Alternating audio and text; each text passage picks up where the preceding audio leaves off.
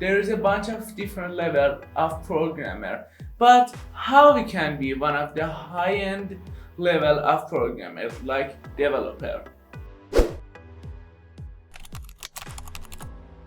Hello, my name is Madiar and this is a Skill Cafe, and in this tutorial I will tell you who is a good programmer. With that being said, let's jump to the tutorial. Good programmers pay attention to their code. So how they pay attention? There are some techniques that make your code cleaner, easy to understand, and more practical, like design pattern, object-oriented programming, or maybe better variables name. Let me know if you want to understand more about these techniques in comment section below. But there are so many things to do to be a better programmer. For example, developers have their own code style.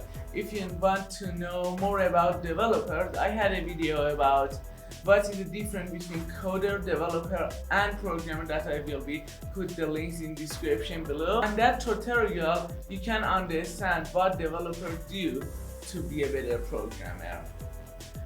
By the way, if you get value in this tutorial, please hit the like button, and if you want to see more of these tutorials, consider subscribing. My name is Madiar and I catch you in the next one.